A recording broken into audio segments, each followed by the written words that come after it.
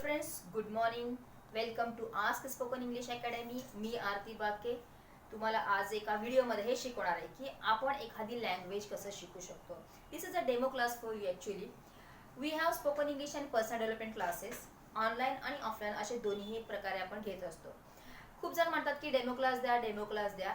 One thing I want to clear you that एका demo क्लासमध्ये आपल्याला हे कळणार नाहीये की हा बाबा मी इथं परफेक्ट होणार आहे का नाही, किंवा मला हे सगळ्या गोष्टी कळणार आहेत का नाही. So you have to do a proper course. Actually demo क्लासमध्ये एवढं सांगितलं जाईल की तुम्हाला काय काय शिकवलं जातं वगैरे, बट जेव्हा आपण रिअलमध्ये एखादा कोर्स करू तेव्हा आपल्याला कळेल की कशा प्रकारे ॲक्च्युली शिकवलं जातं, काय आपले रिझल्ट मिळू शकतात ह्याच्यामध्ये, आपण काय हार्डवर्क करावं लागतं, कोणते क्लूज दिले जातात, टिप्स दिले जातात जे आपल्याला इझिली आप करता येतील आणि ते आपण यूज करू शकतो. सो मी आज तुम्हाला छोट्या छोट्या गोष्टी सांगणार आहे की ज्याच्यामुळे आपण आपली लँग्वेज इन द सेन्स कोणती पण, जर आपण एखादी नवीन कोणती लँग्वेज शिकत असेल तर आपण कशा प्रकारे शिकू शकतो.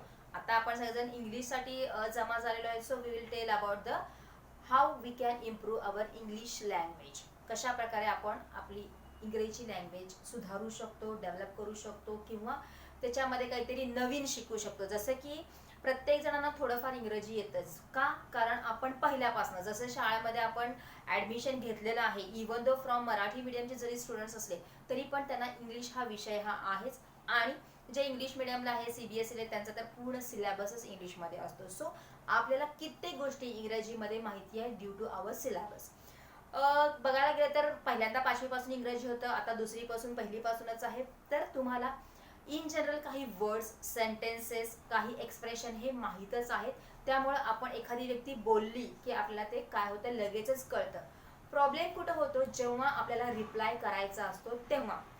मी असं म्हणणार नाही की फक्त मराठी मिडियमच्या विद्यार्थ्यांनाच हा प्रॉब्लेम आहे. ऑफकोर्स जे इंग्लिश मिडियमचे आहेत, जे CBSEचे आहेत, त्यांना पण हे आहेत प्रॉब्लेम की पटकन रिप्लाय देता येत नाही, किंवा कॉन्फिडन्स नाही आहे त्यांच्यासोबत बोलण्यासाठी, किंवा भीती वाटते की माझं चुकतं की काय. तशी खूप काही गोष्टी आहेत ज्याच्या आपल्याला काय आहे, इंग्रजीमध्ये मला बोलता येतं का नाही, माझं ग्रामर बरोबर आहे का नाही, पुढची व्यक्ती हसेल काय, माझ्याकडे शब्दसंग्रह आहे का नाही, मी बोललो ते बरोबर आहे का नाही, ह्या सगळ्या खूप गोष्टींचं आपल्या डोक्यावर खूप बर्डन असतं. सो इंग्रजी शिकणे म्हणजे फक्त मराठी मीडियमच्या विद्यार्थ्यांनीच क्लासेस लावून शिकायला पाहिजे असं नाहीये. ज्या व्यक्तीला स्वतःचं इंग्रजीमध्ये डेव्हलपमेंट पाहिजे, इम्प्रूव्हमेंट पाहिजे, मग ती व्यक्ती स्टुडंट असेल, जॉब होल्डर असेल, बिझनेस करणारी असेल, हाऊस मेकर असेल, इवन रिटायर पर्सन ज्यांना बाहेर जायचं आहे थोड्या दिवसानंतर फिरायला, कारण खूप जणांचे मुलं काय आहेत बाहेर सेटल झालेले आहेत आणि एक 6 महिन्यासाठी वगैरे ते मुलांकडे जात असतात, मुलींकडे जात असतात, किंवा हॉलिडे ट्रिपला जात असतात. तर तिथं गेल्यानंतर आपल्याला इंग्रजी बोलताना अडचण येऊ नये, त्यामुळे तुम्ही हा कोर्स काय करू शकता, जॉईन करू शकता. So how we can improve our English. मी आत्ता सांगितलं की शाळेपासून आपण कॉलेजपर्यंत इंग्रजी या विषयासोबतच शिकत आलेलो आहोत, त्यामुळं आपल्याला ऑलमोस्ट चांगलं इंग्रजी कळतं. अडचण येते ते जेव्हा आपण रिप्लाय करत असतो तेव्हा. मग जर मला कुठले क्लासेस लावायला वेळ नाहीये, किंवा माझ्याकडं पैशाचा प्रॉब्लेम आहे, किंवा मला टाइम प्रॉब्लेम आहे, even though I want to improve my English, then how I can do, हा जर तुमचा प्रश्न असेल तर मी तुम्हाला काही गोष्टी आज सांगणार आहे जे तुम्हाला करायच्या आहेत. बेसिकली ह्या गोष्टी केल्यानंतर तुमच्या इंग्रजीमध्ये सुधारणा ही होईलच, बट प्रॉपरली एक गाईड तुम्हाला कंपल्सरी लागणार आहे. का, कारण जेव्हा आपण एखादी गोष्ट बोलत असतो, शिकलेलं असतो, ते बरोबर आहे का नाही सांगण्यासाठी एक तुम्हाला गाईड हा लागतोच की सांगेल हा हे बरोबर आहे, या वे मध्ये कर, हे अशा प्रकारे झालं असतं तर बरं झालं असतं, दिस इज द इझी वे, हे तू खूपच अवघडरित्या बोलत आहेस, छोट्या छोट्या प्रकारे सेंटेन्सेस कसं करू शकतो, कॉम्प्लिकेटेड न करता आपण एखाद्या व्यक्तीला कसं समजावून सांगू शकतो. तर ह्या गोष्टी सांगण्यासाठी तुम्हाला एका गाईडची तर गरज ही लागणारच आहे. इवन दो हे जे मी आता सांगणार आहे त्या गोष्टीने सुद्धा तुम्ही घरच्या घरी बसल्या बसल्या जेव्हा तुम्हाला वेळ मिळेल तेव्हा तुम्ही जेव्हा ह्या ज्या गोष्टी मी सांगणार आहे, टिप्स सांगणार आहे, ते जर तुम्ही फॉलो केला तर तुमच्या इंग्रजी लँग्वेजमध्ये थोडंफार का होईना इम्प्रूव्हमेंट ही होणारच आहे. एक गोष्ट मी तुम्हाला पहिल्यांदाच क्लिअर करते की ज्यांच्याकडे इंटरेस्ट आहे एखादी गोष्ट करण्यासाठी त्या व्यक्तीमध्येच इम्प्रूव्हमेंट दिसणार आहे. Where there is a interest you will get the improvement. हे माझं एक सेंटेन्स तुम्ही लक्षातच ठेवा, मी वाटलंच लिहून ठेवते. तर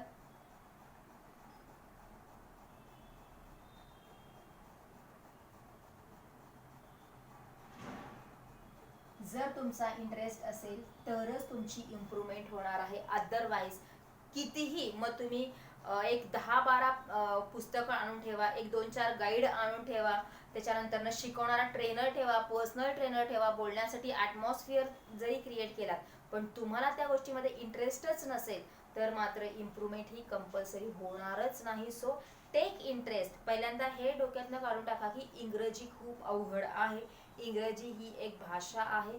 जसं आपण मराठी भाषा बोलतो, काही जण तेलुगू भाषा बोलतात, काही जण कन्नड बोलतात, काही जण फ्रेंच बोलतात, काही जण उर्दू बोलतात, काही जण हिंदी बोलतात, तशीच इंग्रजी सुद्धा ही एक भाषा आहे.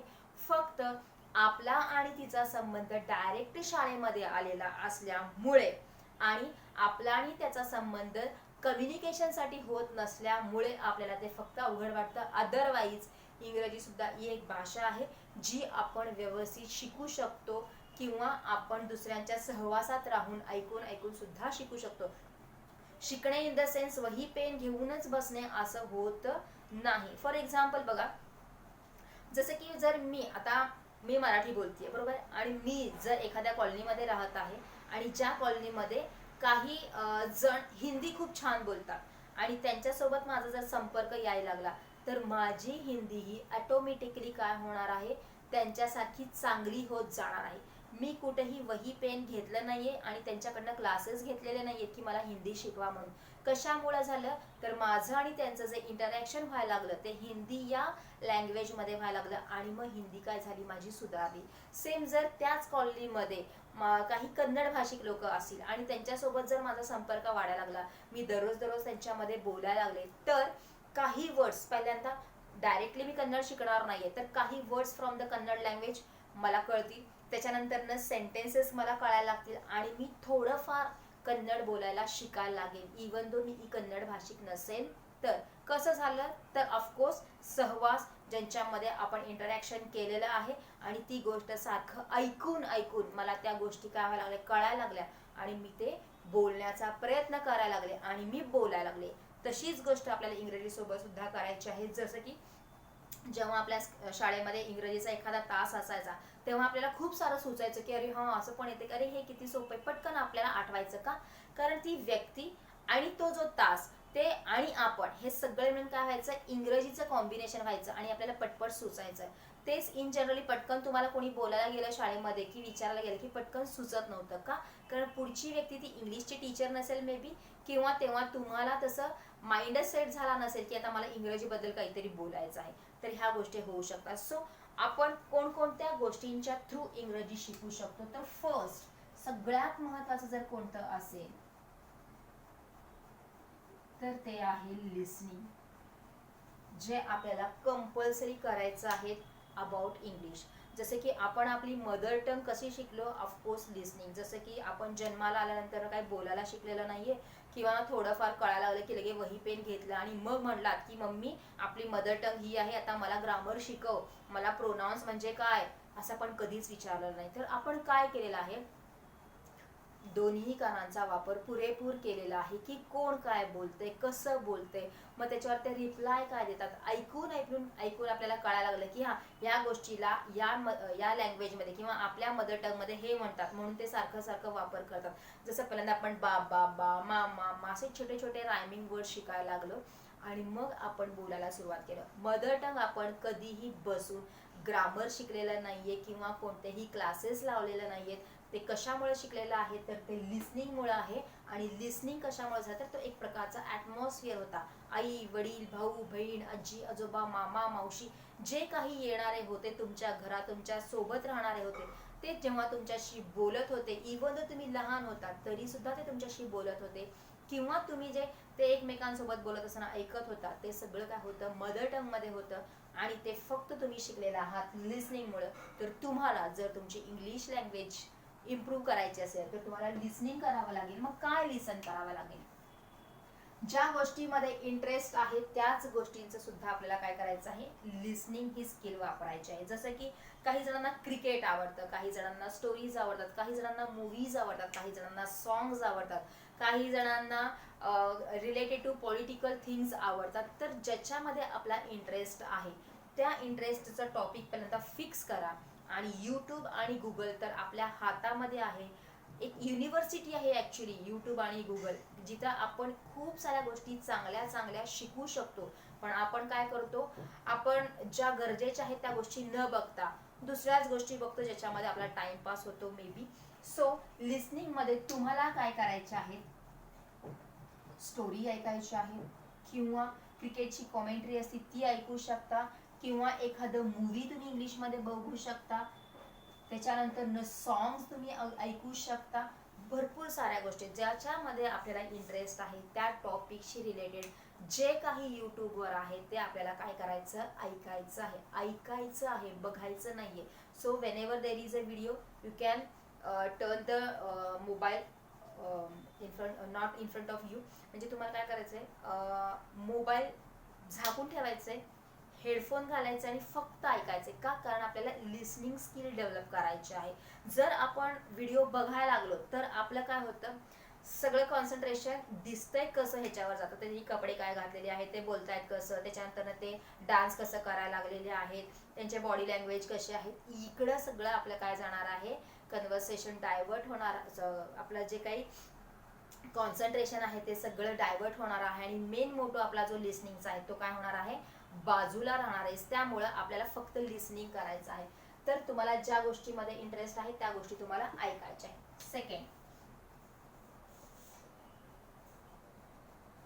सेकंड जर गोष्ट कोणती करायची असेल तर ती आहे रीडिंगची.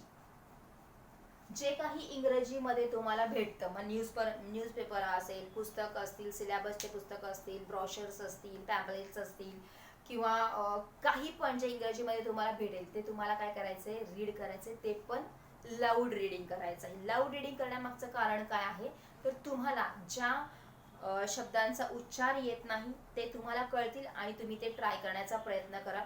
दुसरी गोष्ट, त्या शब्दांचं तुमच्या कानाला काय होणार आहे, सवय होणार आहे.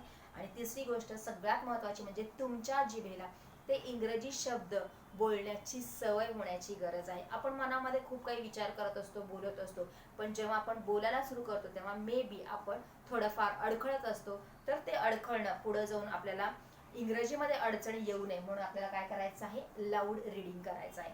खूप जण तुम्हाला सांगतात, तुला जर इंग्रजी शिकायचं असेल ना तर तू पहिल्यांदा न्यूजपेपर प्रेफर कर, न्यूजपेपर वाच. पण मी म्हणते की न्यूजपेपर अजिबात वाचू नका. का बरं? कारण प्रत्येकाला न्यूजमध्ये इंटरेस्ट असतोच असं नाही. जसं न्यूजपेपरमध्ये आपल्याला काय कळतं की काल काय झालेलं आहे त्या सगळ्या गोष्टी, मग ते रिलेटेड टू क्रिकेट असेल, रिलेटेड टू जॉब असेल, रिलेटेड टू पॉलिटिक्स असतील, रिलेटेड टू तुमच्या सिटीमध्ये काय काय झालं, जिथं ॲक्सिडेंट झालेला आहे, कोणी काही इनॉग्रेशन केलं, अशा प्रकारच्या गोष्टी. मग ह्या सगळ्या गोष्टींमध्ये प्रत्येक व्यक्तीला इंटरेस्ट असतोच असा नाही. So again I tell you to read. काय रीड करायचंय, जिथं तुम्हाला इंटरेस्ट आहे तिथं. फॉर एक्झाम्पल स्टोरी ही एक अशी गोष्ट आहे जी एकदम लहानांपासून ते म्हाताऱ्यांपर्यंत सगळ्या वयातल्या लोकांना स्टोरी आवडत असते. म्हणूनच आपण मूवीज बघायला जातो, सिरियल्स बघतो, कारण तिथं एक स्टोरी असते. आणि त्यामुळे रीडिंग सुद्धा करत असताना तुम्ही काय करा, पहिल्यांदा स्टोरी बुक्स वाचायला सुरुवात करा. का? कारण एक तर स्टोरी छोटे असतात, दोन त्याच्यामध्ये छोटे छोटे कन्स्ट्रक्शन असतात सेंटेन्सेसचे, त्याच्यानंतर काहीतरी नवीन नवीन वर्ड्स असतात, ते तुम्ही काय करू शकता, यूज करू शकता पुढे जाऊन.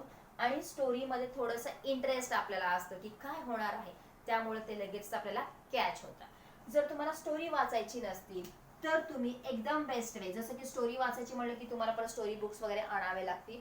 मग तसं जर असेल तर तुम्ही एक काम करा, 1ली ते 10वी पर्यंत जेवढे इंग्रजीचे पुस्तक आहेत शाळेचे, एकच पुस्तकं असतात, तर ते तुम्ही काय करा, वाचा. जसं की आपण जिथं राहतो आजूबाजूला मुलं असतातच जे शाळेला जात असतात, मग ते मराठी मीडियमचे असतील किंवा इंग्लिश मीडियमचे, त्याचा काही संबंध नाही. आपल्याला काय पाहिजे तर त्यांच्याकडं जे इंग्रजीचं शाळेचं पुस्तक आहे ते तुम्हाला रीड करायचं आहे. कारण ते जे पुस्तकं तुम्ही व्यवस्थित इन डिटेलमध्ये वाचलात तर तुम्हाला इंग्रजी परत बाजूला बसून किंवा क्लासेस लावून शिकायची अजिबात गरज नाही. कारण स्टेप बाय स्टेप, जसं पहिलीला काय गरजेचं आहे किंवा त्या जो स्टुडंट आहे त्याची मानसिकता काय, त्याचं वय काय, त्याची काय कॅपॅसिटी आहे, त्याप्रमाणे सिलेबस असतो आणि तेवढेच गरजेचे वर्ड्स त्याच्यामध्ये असतात.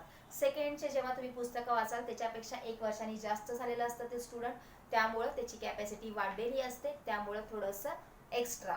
असं करत करत स्टेप बाय स्टेप इंग्रजीचं जे काही ज्ञान आहे ते काय होणार आहे, 1ली ते 10वी पर्यंतच्या पुस्तकामध्ये आपल्याला इन डिटेलमध्ये मिळणार आहे. तुम्ही म्हणाल मी शाळेत असताना कधी अभ्यास केलो नाही मॅडम, आता काय करू? आता करावं लागणार आहे का?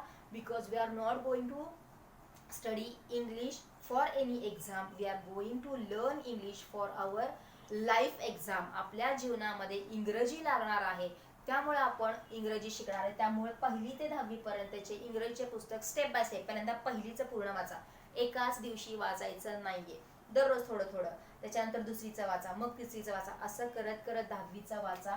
आणि जर जमलंच तर पुढं परत 12वी आहे, first year, second year, third year आहे, तुम्ही त्याचे सुद्धा इंग्रजीचे टेक्स्ट बुक जे आहे ते वाचू शकता आणि तुमचं इंग्रजी खूप छान इम्प्रूव्ह होणार आहे, तुम्ही या जरी पुस्तकांचा वापर केला तरी सुद्धा. सो रीडिंग काय आहे खूप महत्वाचं आहे आणि जे तुम्हाला करायचंच आहे, जे लाऊड रीडिंगवर तुम्हाला काय करायचं आहे, फोकस करायचं की जोरात तुम्हाला वाचायचं आहे. त्याच्यानंतर तुम्ही जे काही वाचलेलं आहे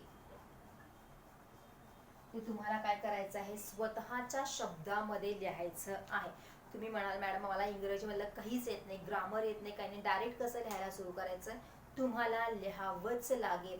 जे काय तुम्ही ऐकलेलं आहे, जे काय तुम्ही रीड केलेलं आहे, जसा तुमचा दिवस गेलेला आहे, तुम्ही मागचं काहीतरी आठवू शकता आणि तुमच्या भाषेमध्ये कशा प्रकारे येईल तसं. तिथे तुमचं कोणीही ग्रामर बघायला येणार नाहीये, शब्द बघायला येणार नाहीयेत, पण तुम्हाला लिहायचंच आहे. मग लिहित असताना काय करायचं, जसं की एखादा सेंटेन्स असतो ज्याच्यामध्ये 7 ते 8 वर्ड्स असतात, बरोबर आहे. या 7 ते 8 वर्ड्स मधलं प्रत्येक वर्ड हा इंग्रजीमध्ये येईलच असं नाही, तर तुम्ही काय करू शकता, 1, 2 ते 3 वर्ड्स इंग्रजीचे घाला, बाकीचे मराठीमध्ये घालू शकता. अशा प्रकारे लिहू शकता जेणेकरून जास्तीत जास्त इंग्रजीचे वर्ड्स मी त्याच्यामध्ये यूज करायला पाहिजे. आता बघा मी म्हणले यूज करायला पाहिजे, वर्ड्स घालायला पाहिजे, हे सगळे मराठी शब्द नाही आहेत, इंग्लिशचे शब्द आहेत. तर अशा प्रकारे तुम्हाला काय करायचं, लिहायचं, एक पॅराग्राफ दररोज कंपल्सरी लिहायचं आहे. ओके. रिझल्ट जर तुम्हाला बघायचा असेल तर हे दररोज जसं करणार आहे तसं हे पण गोष्ट करायची आहे. 8 दिवस तुम्ही सलग बघा, तुम्ही 8 दिवस कंटिन्युअसली लिसनिंग करा, रायटिंग करा, स्पीकिंग करा, ज्या गोष्टी मी आता सांगते ते 8 दिवस बघा. लिखाण करत असताना तुमचे हे जे 2-3 वर्ड्सचे असतात ते नंतर नंतर 4-5 वर्ड्स जातात. हे जेव्हा तुमचे 8 दिवसाचं सर्कल होतं तेव्हा 8व्या दिवशी तुम्ही लिहिलेला पॅराग्राफ आणि फर्स्ट डेला लिहिलेला पॅराग्राफ दोन्ही पण तुम्ही टॅली करून बघा. ह्याच्यामध्येपेक्षा ह्यामध्ये तुमची इंग्रजीची इम्प्रूव्हमेंट लगेचच कळून येणार का?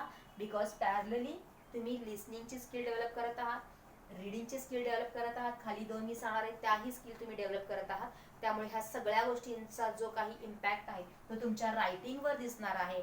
फर्स्ट डेचा पॅराग्राफ आणि 8 दिवसानंतरचा पॅराग्राफ मध्ये तुम्हाला जमीन आसमानचा फरक दिसेल की पहिल्या जेव्हा दिवशी मी लिहिलेला आहे तेव्हा maximum number of Marathi words होते आणि जेव्हा मी 8व्या दिवशी आलेलो आहे तिथं maximum number of English words आहेत. तर हीच तुमची काय आहे इम्प्रूव्हमेंट आणि हे तुम्हाला दररोज करायचं आहे जर तुम्हाला तुमचं इंग्रजी सुधारायचं असेल तर. ओके. नेक्स्ट,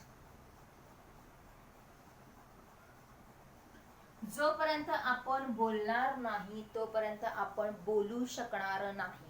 म्हणजे स्वतःलाच पहिल्यांदा बोलावं लागणार आहे इंग्रजी आणि मगच आपण स्वतः चांगलं इंग्रजी बोलू शकणार आहे. So speaking is most important thing for spoken English. इंग्रजी शिकायचं असेल तर इंग्रजी बोला. मग तुम्ही म्हणाल की मॅडम मला इंग्रजीचं क ना द येत नाही, मला एक तरी ग्रामर येत नाही, माझ्याकडे शब्दसंग्रह कमी आहे, एवढं असताना मी कुणासोबत इंग्रजी बोलू, हा तुमचा खूप मोठा प्रश्न असेल तर तुम्ही ज्या शाळेमध्ये जाता, कॉलेजमध्ये जाता, वर्किंग फील्डमध्ये आहात, बिझनेस फील्डमध्ये आहात, घरी आहात, तर तिथं एखादी व्यक्ती तुमची वेलविशर ही असतेच, बरोबर आहे. जसं की ती तुम्हाला सारखं सपोर्ट करस, अरे कर रे, अरे चल रे, जाऊ रे, चल घे रे, मी आहे रे म्हणणारा जो असतो व्यक्ती, त्या व्यक्तीला व्यवस्थित पकडायचं.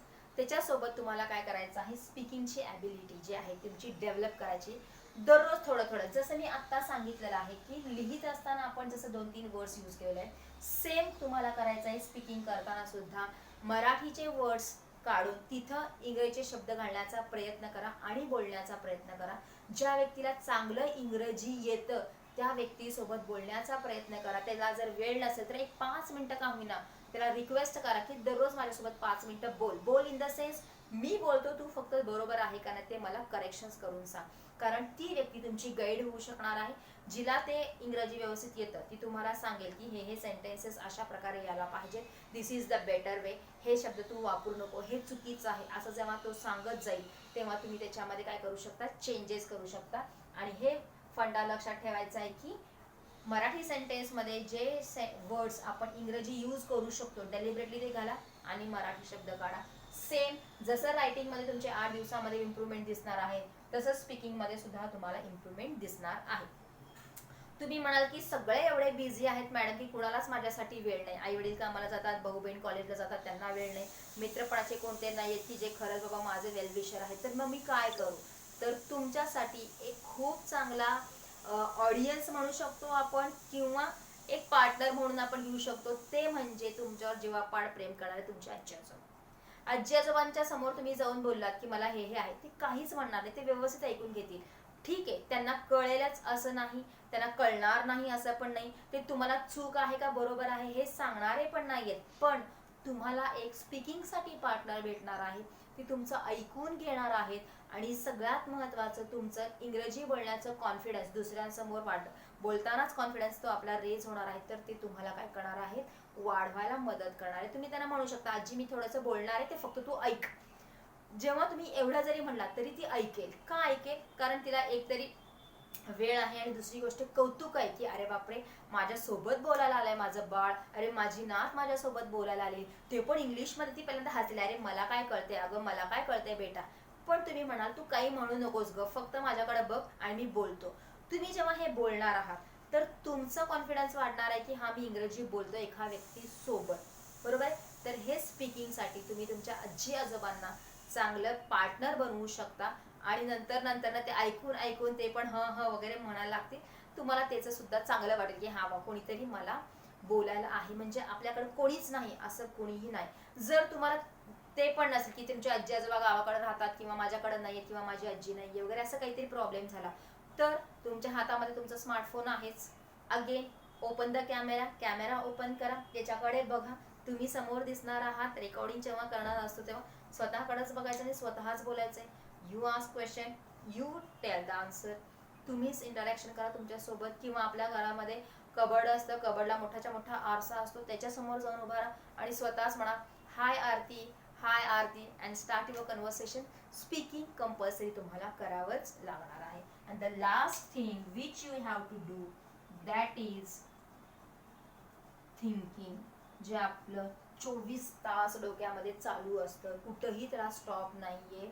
तर ही जी गोष्ट आहे थिंकिंगची, ती सुद्धा तुम्हाला इंग्लिश लँग्वेजमध्ये करायची आहे. कशी, अगेन जसं आपण 7-8 वर्षाऐवजी 2-3 वर्ष तरी ॲटलिस्ट इंग्लिशमध्ये घातलं, जसं स्पीकिंगमध्ये आपण मुद्दामून इंग्रजीचे वर्ड्स घालायला लागलो मराठी बोलताना सुद्धा किंवा तुमच्या मदर टंग बोलत असताना, तसंच थिंकिंग करत असताना सुद्धा तुम्ही जेव्हा विचार करत असता तो जो सेंटेन्स असतो त्याच्यामध्ये मुद्दामून मराठी किंवा तुमचा मदर टंग मधला जो शब्द आहे तो काढा आणि इंग्रजीचे शब्द तिथे घाला आणि विचार करायला काय करा, सुरुवात करा.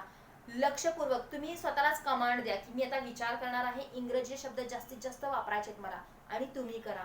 तुम्हाला हे रिझल्ट, ह्या सगळ्या गोष्टींचे रिझल्ट 8 दिवसामध्ये मिळणार आहेत की हा before 8 days I was this, now after 8 days I am this. कशामुळं, only by these 5 things. Listening दररोज करायचंय, रीडिंग दररोज करायचंय, रायटिंग करायचंय, स्पीकिंग करायचं आहे, थिंकिंग करायचंय. ह्या सगळ्या गोष्टी तुम्हाला इंग्लिश लँग्वेजमध्ये करायचंय.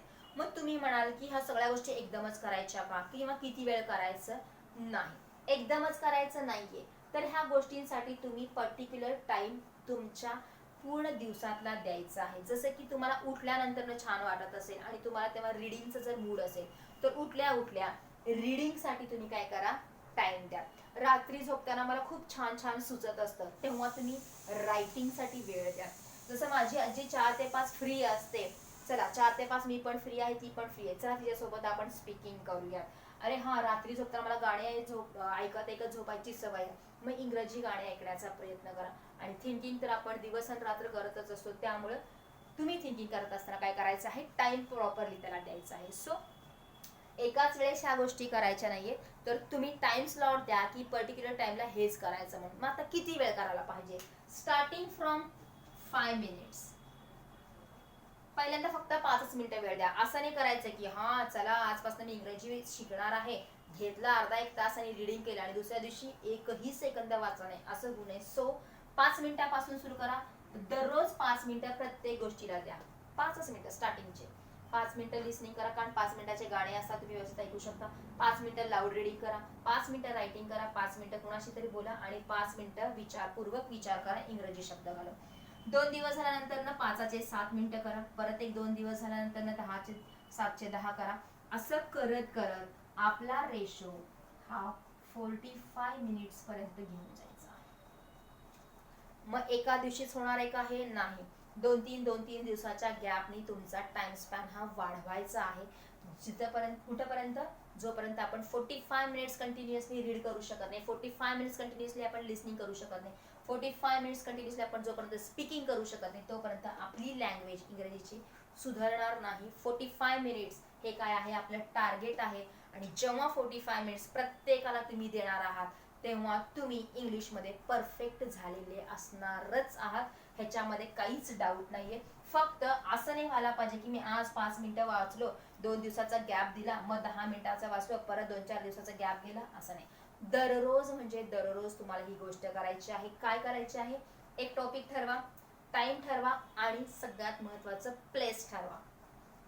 सकाळी मी रीडिंग करणार आहे, बरोबर आहे, किती मिनिटं, 5 मिनिटं. कुठं, गॅलरी मध्ये बसून मी 5 मिनिटं रीडिंग करणार आहे. दररोज पर्टिक्युलरली 7 वाजता किंवा 7:30 वाजता मी ठरवलेलं आहे, 7:30 ते 7:35 पर्यंत दररोज गॅलरीमध्ये बसून मी इंग्रजीचं लाऊड रीडिंग करणार आहे, बरोबर आहे.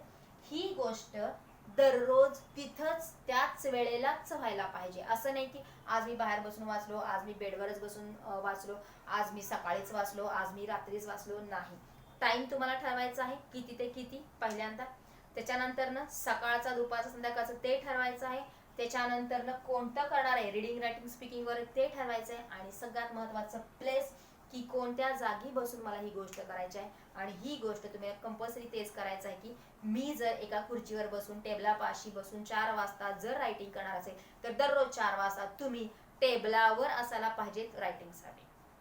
ह्या गोष्टी तुम्हाला कंपल्सरी करायच्या, म्हणजे तुम्हाला रिझल्ट फास्ट भेटतो. का तर ह्या सगळ्या गोष्टी इनडायरेक्टली सबकॉन्शियस माइंडला जात असतात की मी काय करतो, किती वाजता करतो, कसं करतो. एकदा तुमच्या सबकॉन्शियस माइंडला कळालं की 4 वाजता मी टेबल खुर्चीवर असायला पाहिजे रायटिंगसाठी, दुसऱ्या दिवशी पहिले एक 8 दिवस तुम्हाला त्याची सवय लावाल, 9व्या दिवशी मात्र करेक्ट तुम्ही 4 वाजता त्या खुर्चीवर जाणारच. आणि हे तुम्हाला हॅबिट लागायला पाहिजे.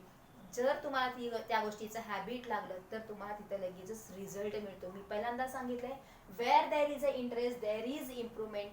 तुमच्यामध्ये त्या गोष्टीसाठी इंटरेस्ट असणं गरजेचं आहे. सो विदाउट अ ट्युटर जर तुम्हाला इंग्रजी शिकायचं असेल, I have no money, I have time problem, I can't join any classes, we don't have any good classes in our city, असे खूप सारे जर तुमचे काही इश्यूज असतील, तर तुम्ही अशा प्रकारे काय करू शकता, तुमचं इंग्रजी सुधारू शकता. But now we are online, आम्ही ऑनलाईन आहोत, त्यामुळे तुम्ही कुठेही असा, आम्ही तुमच्या घरापर्यंत येऊन शिकवल्यासारखं शिकवलं जाणार आहे.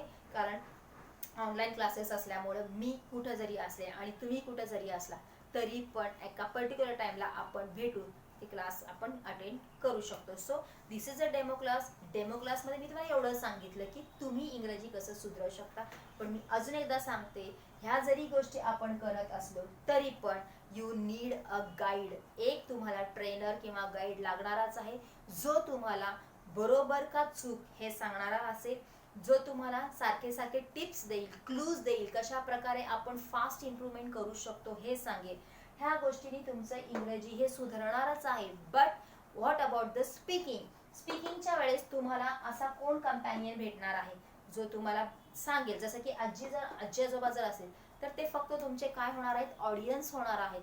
But they won't be your speaking partner, बरोबर आहे. तर स्पीकिंग पार्टनर होण्यासाठी किंवा तुमचं चूक आहे का बरोबर आहे सांगण्यासाठी तुम्हाला एक गाईडची गरज आहे.